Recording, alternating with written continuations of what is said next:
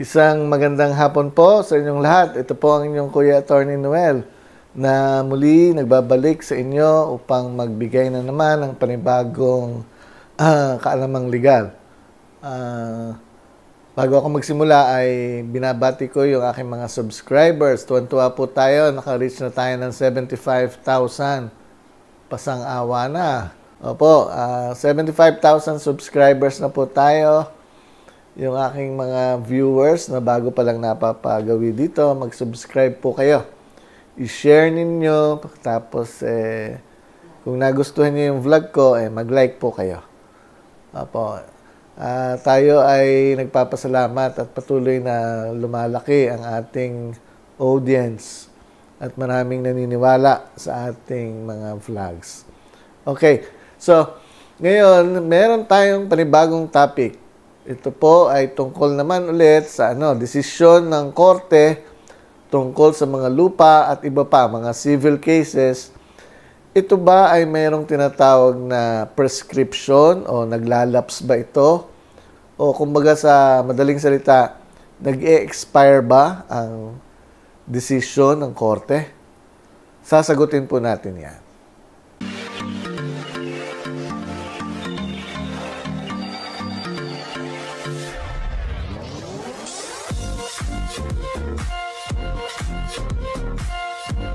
Okay, so kaya ako napili ang subject na yan ngayon ay gawa ng para mapaalam natin sa ating mga kababayan na kahit ang batas ay merong kanya-kanyang panahon para na itinalaga para sundin ng mga tao sapagkat hindi lahat ng mga kaso o mga panalo ng kaso ay walang katapusan. Ibig sabihin, walang panahon ng pagpapa-execute.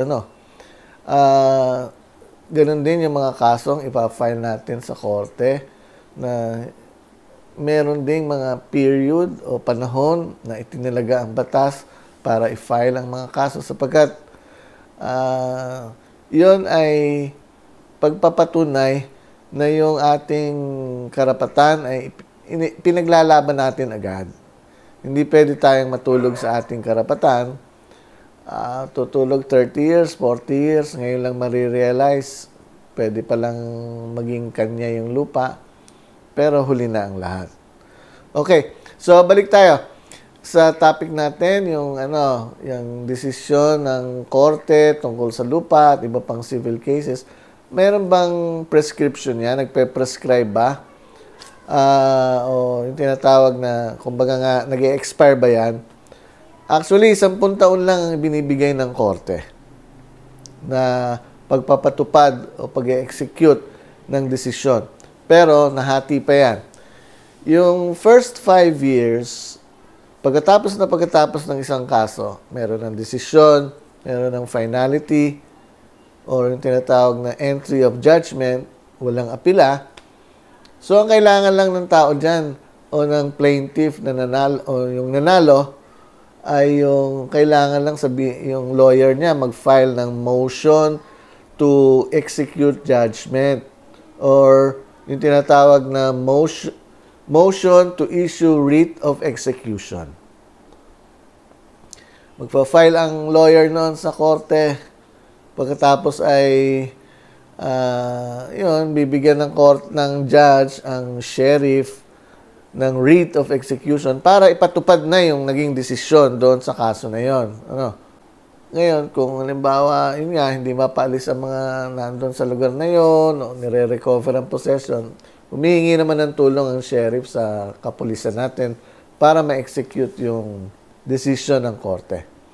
Okay, within 5 years po, by a mere motion to execute judgment, yun ay nagagawa.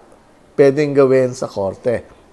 Okay, so ngayon, kung halimbawa, ang tanong, nag-fail to file a motion to issue writ of execution o motion to execute judgment within 5 years, meron pa rin namang ibinigay ang batas na another 5 years to revive the judgment.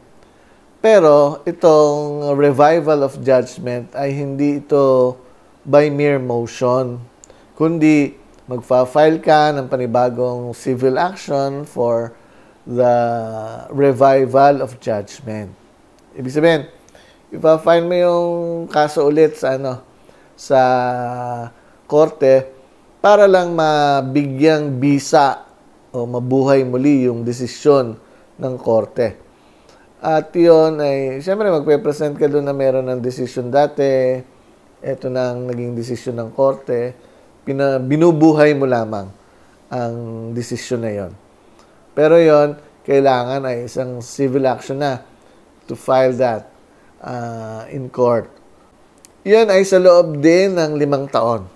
Kailangan within 5 years, mag-file ka ng action for revival of judgment. Ngayon, kung halimbawa, hindi mo na-file pa rin, nakalipas ang 10 taon, at hindi na nakapag-file ng motion to execute judgment within 5 years, tapos another 5 years, yung action naman to revive the judgment. Nako, pag after the 10-year period, lapse na po ang desisyon, walang nangyari sa inyong pagsasampa ng kaso, at prescribe na. May tinatawag na statute of limitations, yun nga pumapasok yung prescription. Tapos na. Tapos na yung period na ibinigay ng batas para i-execute yung judgment. Ang pagkakaintindi ko ay hindi mo naman pwedeng ulitin na ang kaso sapagkat res judicata na. Ibig sabihin, tapos na same party, same cause of action, meron ng decision, hindi napatupad. So, sayang ang pagsasampa ng kaso, sayang ang panalo, hindi napatupad ang judgment. Okay. So, sana po, yun nga inuulit ko, sa ating mga kababayan, kailangan pong medyo concerned din tayo sa panahon ng paghahabol, sa panahon ng pag-execute ng desisyon ng korte, sapagkat halimbawa kasi pag minsan nasa abroad, nanalo dito sa korte sa Philippines, nasa abroad ngayon yung parties, ay napapabayaang maigi, yung pala pagbalik nila 11 years, 12 years na, sa kanila bubuhayin ulit. Lapse na po yon.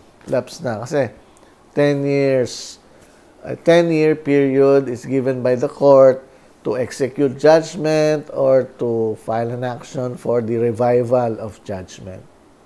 Okay. So, sana po yan ay nakuha natin 10 taon pagpapatupad ng desisyon, judgment ng korte. Okay. So, hanggang dito na lamang po. Marami pong salamat sa inyong lahat at magkita-kita tayong muli sa susunod kong vlog.